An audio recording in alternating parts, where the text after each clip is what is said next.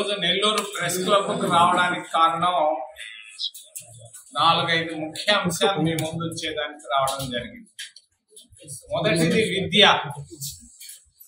రెండవది ఆరోగ్యం, మూడవది ఉపాధి అభివృద్ధి, నాలుగవది అవినీతి, 5 ఎస్సీ ఎస్టీ ఓబీసీల స్థితిగతులు ఆంధ్రప్రదేశ్ రాష్ట్రంలో. రాజీవ్ గాంధీ ప్రధానమంత్రిగా ఉన్నప్పుడు అందరికీ విద్య అనే ఆలోచనతో ప్రతి గ్రామంలో కుగ్రామంలో ప్రాథమిక పాఠశాల ప్రారంభించడం జరిగింది 1987లో. ప్రస్తుతం ఉన్నటువంటి ఆంధ్రప్రదేశ్ రాష్ట్రంలో 35,000 ప్రాథమిక పాఠశాలలు ఉన్నాయి.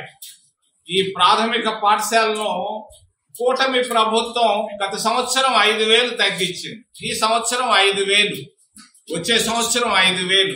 వాళ్ళు ఆలోచన 35,000 నుంచి 10,000కు ప్రాథమిక పాఠశాలను తగ్గించాలన్న ఆలోచనతో ఉన్నారు. 3 లక్షల మంది విద్యార్థులు, పేద విద్యార్థులు బడికి పోకుండా మధ్యాహ్న భోజనం లేకుండా వారి కష్టాల్లో నష్టాల్లో ఇబ్బందుల్లో ఉన్నారు. ఆరోగ్యం గాలిలో దీపం లాగా తయారైపోయింది పేదవాళ్లకు. నెల్లూరు జిల్లాలో పేదవాళ్లకు సరిపోయినటువంటి ఆరోగ్య కేంద్రాలు లేవు. ఉంది, బిఎస్ఆర్ ఉంది, కానీ చాలా మంది ముత్తుకూరు, సూళ్లూరుపేట అన్ని ప్రాంతాల నుంచి తిరుపతికి పరిగిస్తున్నారు. రూయా హాస్పిటల్ పోండి అని. రూయా హాస్పిటల్ పోతే కూడా అక్కడ లేవు సరైన పరిస్థితులు.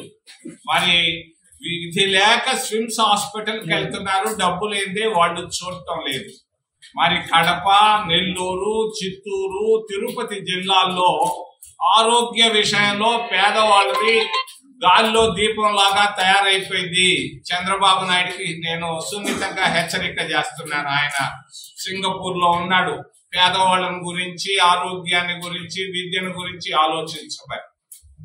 మూడో విషయం ఉపాధి హామీ పథకాన్ని లెఫ్ట్ పార్టీలు యూపీఏ ప్రభుత్వంలో చెప్పాయి. పేదవాడికి కడుపు నిండా అన్నం పెట్టేదానికి పని కల్పించాం. ఈ రోజు ఉపాధి హామీ పథకం ఆగిపోయింది. ఎవరు ఆపుతున్నారు? 190% మెటీరియల్స్ ఇస్తున్నారు. కాంగ్రెస్ ప్రభుత్వం ఉన్నప్పుడు 190% కూలీలకు ఇచ్చి 10% మెటీరియల్స్ కి ఇచ్చేవాళ్ళు. దాన్ని వీళ్ళు రివర్స్ చేసి పేదవాళ్ళు కడుపు కొడుతున్నారు. అభివృద్ధి విషయంలో దుగరాజపట్టణ ఓడరేవును నేను తీసుకొని వచ్చాను. 32 మంది కేంద్ర మంత్రుల చేత ఒప్పించి, మన్మోహన్ సింగ్ చేత ఆమోదముద్ర వేయించి, పార్లమెంటు ఆమోదముద్ర వేసిన దానిని చంద్రబాబు నాయుడు జాబు రాసి ఆపాడు. దీనివల్ల 1,00,000 మందికి ఉద్యోగాలు వచ్చిండో, మరి 1,00,000 కోట్ల రూపాయలు మరి పెట్టుబడులు వచ్చిండో. దీన్ని ఆపింది ఎందుకు ఆపేవయ్యా ఓ చంద్రబాబు నాయుడు? అక్కడ పోయి అడుక్కొని తినడం ఎందుకయ్యా? పెట్టుబడులు పరిగెత్తుండు కదా. దుగరాజపట్టణ ఓడ రేవును ప్రారంభించుంటే ఎందుకు ఆపావు? కూటమి ప్రభుత్వం ఆపింది దుగరాజపట్టణ ఓడ రేవుని. ఎందుకంటే ఆడ ప్రభుత్వ భూములు ఉన్నాయి. ఆ భూముల్లో ఏమీ చేయలేరు, లాభం రాదన్న ఉద్దేశంతో దుగరాజపట్టణ ఓడ రేవుని అద్వానీకి సహాయం చేసేదాని కొరకు ఆపడం జరిగింది. మరి ఆయన అభివృద్ధిని గురించి చెప్తారు. బ్రాండ్ అంబాసిడర్లు అంటారు. ఎవరు? ఎన్ఆర్ఐలు కాదు. మరి బ్రాండ్ అంబాసిడర్లు ఇక్కడే ఉన్నారు. మనవరం బెల్ ఫ్యాక్టరీని తీసుకొని వచ్చాం, ప్రతి ఇంటికి ఉద్యోగం వచ్చేదానికి నెల్లూరు జిల్లాలో. కానీ ఏమైంది ఇది? ఎందుకు ఆపేవయ్యా?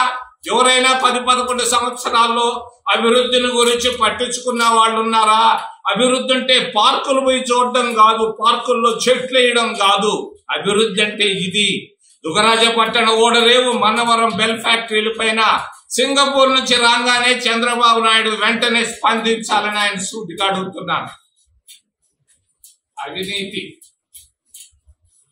అవినీతి విపరీతంగా ఉంది ఈరోజు.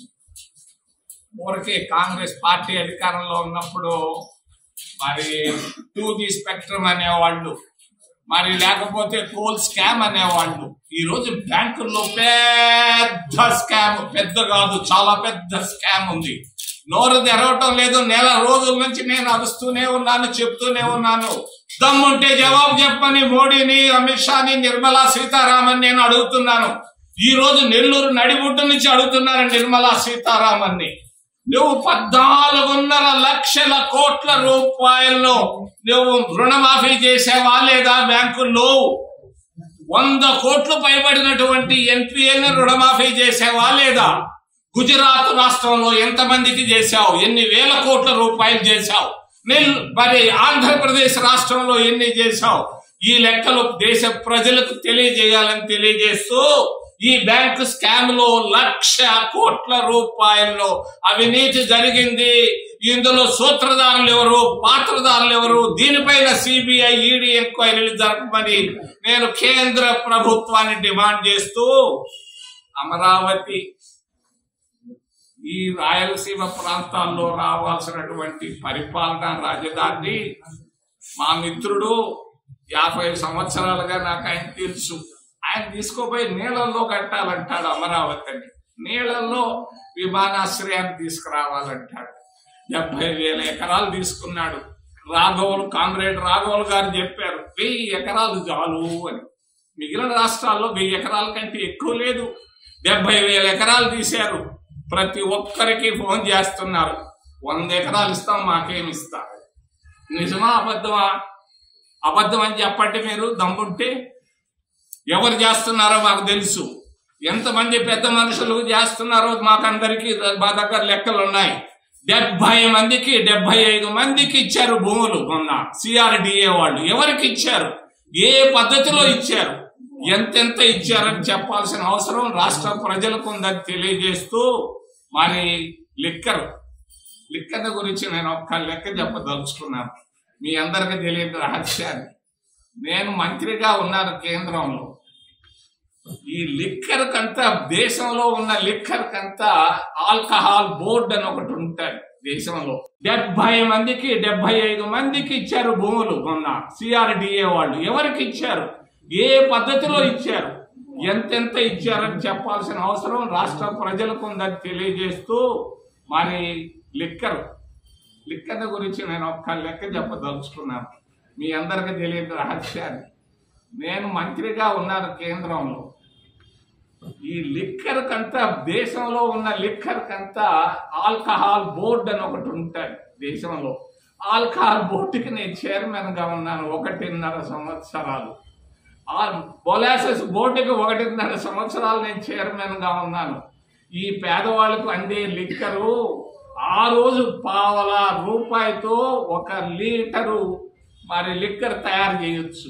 4 కిలోల మొలాసెస్ తో 1 లీటరు మరి లిక్కర్ వస్తుంది, ఆల్కహాల్ వస్తుంది. దీన్ని వీళ్ళు 1000 రూపాయలు 2000 చేసి అమ్ముతుంటారు. మరి లిక్కర్ స్కామ్ లో 1000 కోట్ల రూపాయలు అవినీతి అంటున్నారు.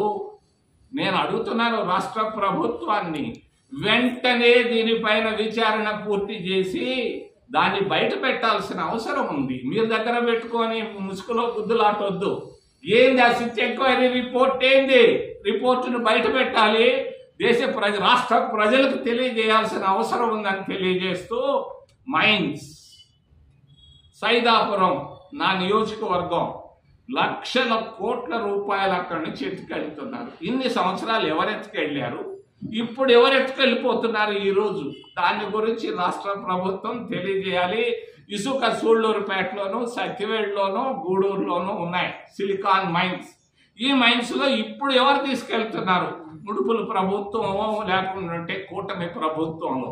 ఇప్పుడు సంగతి తెలియజేయండి, గతం సంగతి కూడా ఆలోచించమని తెలియజేస్తూ పరిపాలన మర్చిపోయింది ఆంధ్రప్రదేశ్ లో కూటమి ప్రభుత్వం. కక్షలు తీర్చుకుంటున్నారు. కక్షల ప్రభుత్వంగా తయారైంది కూటమి ప్రభుత్వం. పరిపాలన అనేది కనపడటం లేదని తెలియజేస్తూ ఎస్సీల పరిస్థితి దారుణంగా ఉంది.